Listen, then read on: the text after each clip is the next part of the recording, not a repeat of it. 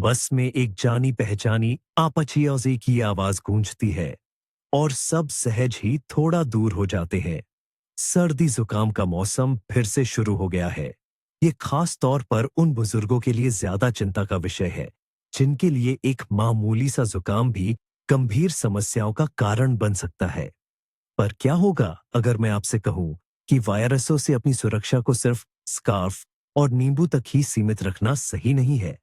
आज हम 6 ऐसे आसान लेकिन बेहद असरदार उपायों पर बात करेंगे जिनसे आप शरद और सर्दियों का मौसम पूरी ऊर्जा और सेहत के साथ बिता सकेंगे। और मेरा यकीन मानिए, इनमें से एक उपाय आपको जरूर हैरान कर देगा। सबसे पहले आइए समझते हैं कि उम्र बढ़ने के साथ हम ज्यादा संवेदनशील क्यों हो जाते हैं। सोचिए कि आपकी रोग प्रतिरोधक क्षमता एक अनुभवी लेकिन थोड़ा थका हुआ पहरेदार है। सालों के अनुभव से उसने कई दुश्मनों को पहचानना सीख लिया है, लेकिन उसकी प्रतिक्रिया थोड़ी धीमी पड़ गई है। इसलिए उसे दुरुस्त रहने और अनचाहे वायरल मेहमानों को अंदर न घुसने देने के लिए हमारी मदद की जरूरत है। तो आइए सबसे आसान लेकिन शायद सबसे जरूरी बात से शुरू करते हैं। पहली सलाह, हाथ धोने को एक सचेत और नियमित क्रिया बनाइए। सुनने में भले ही यह बहुत ही साधारण लगे, लेकिन यही साधारण सी आदत आपकी पहली और सबसे मजबूत सुरक्षा कवच है। कल्पना कीजिए कि दिन भर में बिना जाने समझे आप सैकड़ों अदृश्य दुश्मनों से हाथ मिलाते हैं। आपके अपार्टमेंट के दरवाजों के हैंडल, लिफ्ट के बटन, सार्वजनिक परिवहन की रेलिंग, दुकान में दिए जाने वाले नोट और सिक्के, ये सभी वायरस और बैक्टीरिया के पनपने और फैलने के असली रास्ते हैं। ये खुशी खुशी आपकी हथेलियों पर चिपक जाते हैं और आपके चेहरे, आंखों या मुंह तक पहुंचने का इंतजार करते रहते हैं। और यहीं पर बहुत से लोग गलती करते हैं, यह सोचकर कि सिर्फ पानी से हाथ धोना ही काफी है।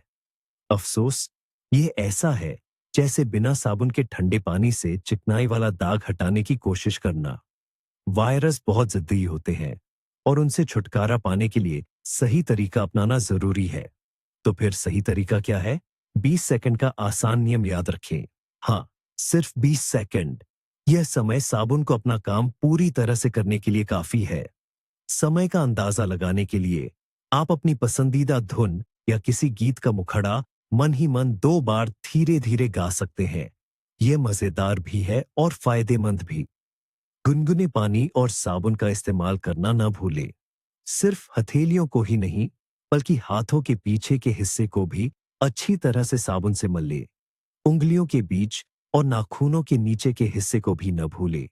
ये कीटाणुओं के छिपने की पसंदीदा जगहें होती हैं। फिर साबुन के जाग को धो दें और साफ तौलिए से हाथों को पूरी तरह सुखा लें। ऐसा हर बार करें जब आप बाहर से आएं, खाना बनाने और खाने से पहले, और छींकने या खांसने के बाद। ये कोई थका देने वाला काम नहीं है। ये खुद की देखभाल का एक छोटा सा कार्य है जो आपके और मौसमी बीमारियों के बीच एक मजबूत सुरक्षा घेरा बनाता है। आइए अब हम आपकी सुरक्षा के दूसरे महत्वपूर्ण पहलू पर बात करते हैं, आपके स्वास्थ्य की एक आधुनिक ढाल, जिसे टीकाकरण या वैक्सीन कहा जाता है।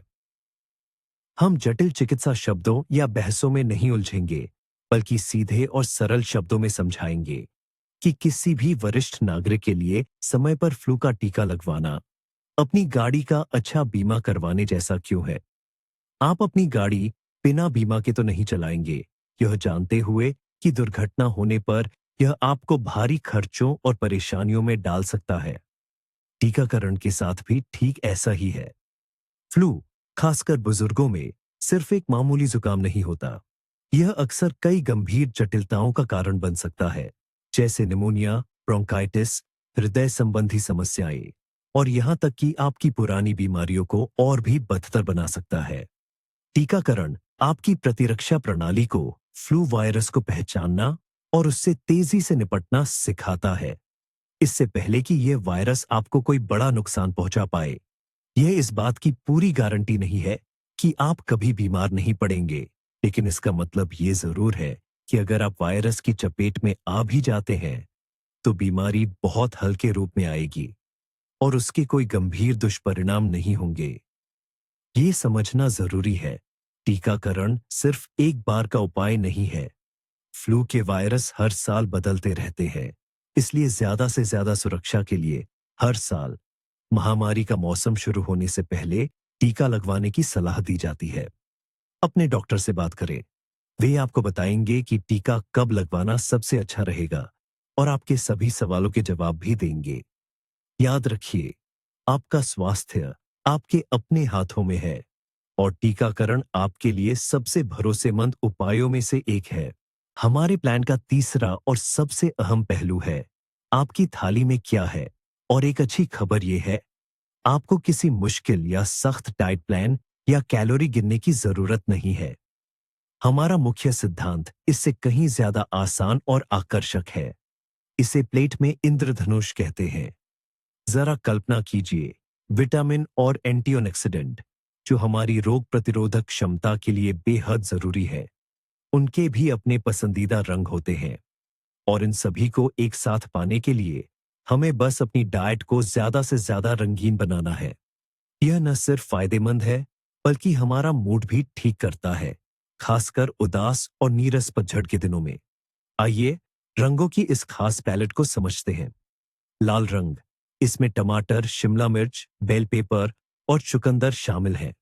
इनमें ऐसे तत्व होते हैं जो हमारी कोशिकाओं को नुकसान से बचाने में मदद करते हैं। नारंगी और पीला रंग, गाजर, कद्दू, खट्टे फल जैसे संतरा, नींबू और पीली शिमला मिर्च, ये विटामिन सी और बीटा कैरोटीन के मुख्य स्रोत हैं, जो हमारी रोग प्रतिरोधक क्षमता के लिए प्राथमिक उपचार का काम करते हैं। हरा रंग, इसमें पालक और अजमोद से लेकर ब्रोकोली और पत्ता गोभी तक सभी तरह की हरी सब्जियां शामिल हैं। यह विटामिन और खनिजों का एक खजाना है, जो हमारे शरीर को नई रोग प्रतिरोधक कोशिकाओं को बनाने में मदद करता है। नीला और बैंगनी रंग, इसमें ब्लूबेरी, बैंगन और लाल पत्ता गोभी आते हैं।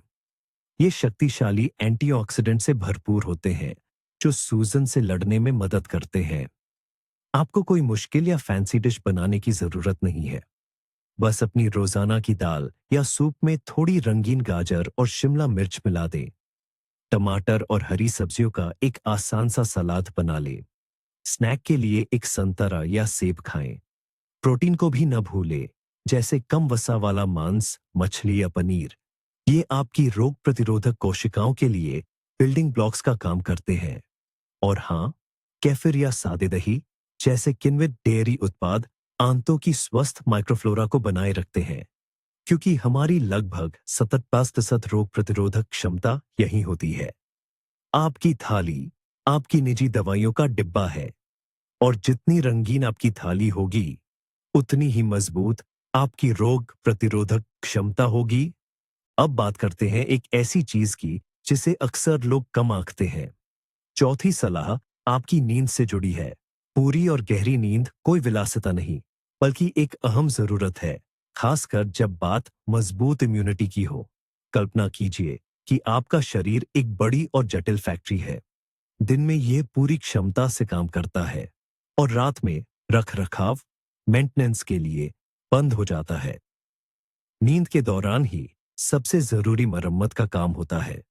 शरीर क्षतिग्रस्त कोशिकाओं की मरम्मत करता है, जानकारी को व्यवस्थित करता है और हमारे लिए सबसे जरूरी बात साइटोकाइंस नामक विशेष प्रोटीन बनाता है।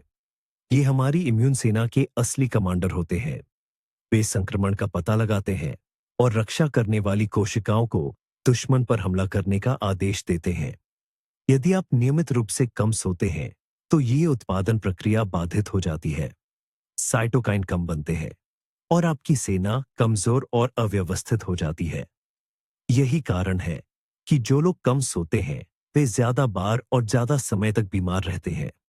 एक आम गलत धारणा है कि बुजुर्गों को कम नींद की जरूरत होती है। ये पूरी तरह सच नहीं है। नींद की जरूरत थोड़ी कम हो सकती है, लेकिन नींद की गुणवत्ता और भी ज्यादा जरूरी हो जाती है। तो फिर बिना नींद की गोलियों के गहरी नींद कैसे पाए? सोने से पहले एक आदत, रूटीन बनाए। कोशिश करें कि हर दिन, यहां तक कि वीकेंड पर भी, लगभग एक ही समय पर सोएं और जागें। सोने से 1 घंटा पहले टीवी और फोन से दूर रहे। इनकी नीली रोशनी नींद के हार्मोन मेलाटोनिन के उत्पादन में बाधा डालती है। इसके बजाय कोई किताब पढ़े, शांत संगीत सुने या गुनगुने पानी से नहाए। सोने से पहले बेडरूम को अच्छी तरह हवादार बनाए। यह थोड़ा ठंडा होना चाहिए और सोने से ठीक पहले भारी भोजन न करे। आपकी नींद वह समय है जब आपका शरीर अपनी बैटरियों को चार्ज करता है। उसे ये काम अच्छी तरह से करने दें और आपका शरीर आपको अच्छी सेहत से नवाजेगा। पांचवां सुझाव, खुशी खुशी शरीर को गति दें। और तुरंत ही मैं आपको बताना चाहूंगा कि इसका मतलब मैराथन दौड़ना, जिम में रिकॉर्ड तोड़ना या कोई मुश्किल कसरत करना बिल्कुल नहीं है। करना ही होगा। जैसे शब्दों को भूल जाइए। आपका मंत्र करना चाहता हूं होना चाहिए। हमारे शरीर के लिए हलचल एक जंग लगी मशीन के लिए तेल या चिकनाई की तरह है। जब हम सक्रिय होते हैं तो हमारा दिल तेजी से धड़कने लगता है और रक्त हमारी धमनियों में तेजी से दौड़ता है और रक्त के साथ हमारी प्रतिरक्षा कोशिकाएं, लिम्फोसाइट्स भी पूरे शरीर में यात्रा करती है।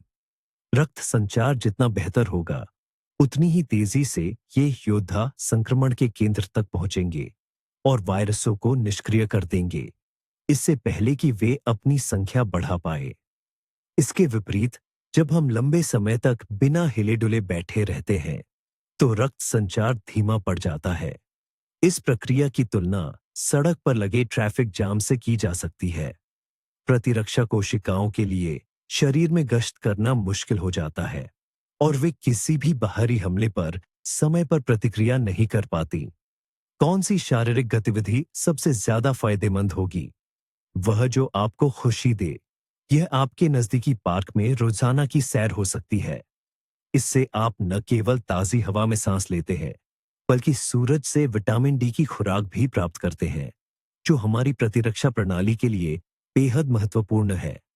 यह आपके पसंदीदा संगीत के साथ सुबह की हल्की फुल्की कसरत हो सकती है, जैसे हाथों को घुमाना, झुकना और उठक बैठक करना।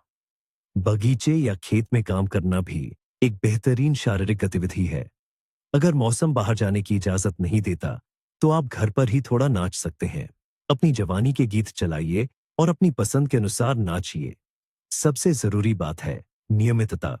भले ही यह रोजाना सिर्फ 15-20 मिनट के लिए हो, लेकिन हर दिन। ऐसी एक साधारण आदत न केवल आपकी रोग प्रतिरोधक क्षमता को मजबूत करेगी, बल्कि आपको ताजगी देगी, आपका मूड बेहतर बनाएगी और आपके जोड़ों को लचीला बनाए रखने में मदद करेगी। गति ही जीवन है और हमारे संदर्भ में यह एक बहुत ही स्वस्थ जीवन भी है। और अब हम अपने छठे और सबसे अप्रत्याशित सुझाव की ओर बढ़ते हैं। सर्दी जुकाम से लड़ने का आपका वह गुप्त हथियार, जिसके बारे में शायद आपने पहले कभी इस तरह नहीं सोचा होगा। यह है बातचीत। जी हां, आपने बिल्कुल सही सुना। किसी दोस्त को फोन करना, पोते पोतियों से मिलना या कहीं मेहमान बनकर जाना, ये सब आपके इम्यून सिस्टम के लिए विटामिन से कम फायदेमंद नहीं है। आइए समझते हैं ये कैसे काम करता है। अकेलापन, कटा हुआ महसूस करना और लगातार तनाव, ये सभी हमारे इम्यून सिस्टम के सबसे बड़े दुश्मन हैं। जब हम उदास या अकेला महसूस करते हैं, तो हमारा शरीर तनाव हार्मोन कोर्टिसोल का अधिक उत्पादन करने लगता है। कम मात्रा में ये फायदेमंद होता है, लेकिन जब तनाव पुराना हो जाता है, तो कोर्टिसोल का उच्च स्तर हमारी इम्यून कोशिकाओं की गतिविधि को सचमुच दबाने लगता है। वे सुस्त पड़ जाती हैं और शरीर की रक्षा करने के अपने काम को ठीक से नहीं कर पाती। इसके ठीक विपरीत क्या होता है जब हम उन लोगों से बातचीत करते हैं जो हमें पसंद है। जब हम किसी अच्छे मजाक पर हंसते हैं, किसी अपने को गले लगाते हैं, किसी दोस्त के साथ खबरें साझा करते हैं या पोते पोतियों के साथ खेलते हैं, इन पलों में हमारा दिमाग खुशी के हार्मोन एंडोर्फिन और ऑक्सीटोसिन का उत्पादन करता है। ये न केवल हमारे मूड को बेहतर बनाते हैं, बल्कि कोर्टिसोल के सीधे विरोधी भी हैं। तनाव का स्तर कम होता है और इम्यून सिस्टम को संकेत मिलता है, सब ठीक है, अब पूरी ताकत से काम किया जा सकता है। इसलिए अपने आप में न सिमटे, खासकर उदासी भरे पतझड़ के दिनों में। अपने पुराने दोस्तों को फोन करें, किसी क्लब में शामिल हों, डांस क्लास में एडमिशन ले या बस अपने पड़ोसियों से बात करें। यहां तक कि एक छोटी सी दिल से की गई बातचीत भी एक शक्तिशाली इम्यून बूस्टर बन सकती है। आपका सामाजिक स्वास्थ्य सीधे तौर पर आपके शारीरिक स्वास्थ्य से जुड़ा है। इस बात को याद रखें और खुद को बातचीत की खुशी दें। तो इन सभी सलाहों में सबसे महत्वपूर्ण कौन सी है? असली खेल यहीं से शुरू होता है। सबसे असरदार और अक्सर अनदेखा किया जाने वाला बिंदु असल में छठा ही है, सामाजिक मिलजोल।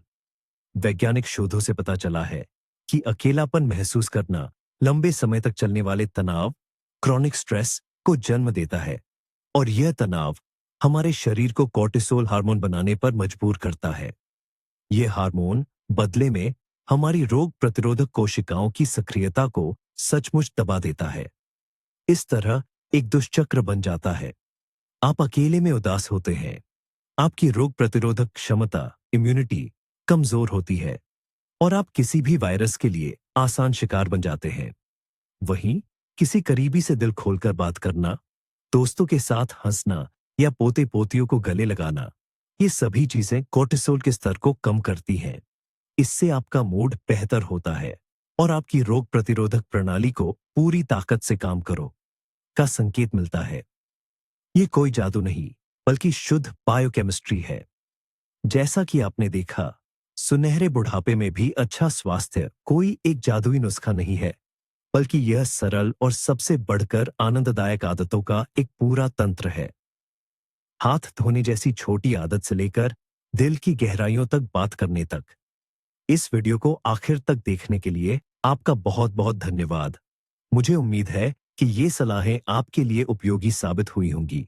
अगर ऐसा है, तो कृपया वीडियो को लाइक करें और चैनल को सब्सक्राइब करें, ताकि आप हमारे आने वाले नए और उपयोगी वीडियो मिस न कर सकें। और अब हमारे समझदार दर्शकों, आपके लिए एक सवाल।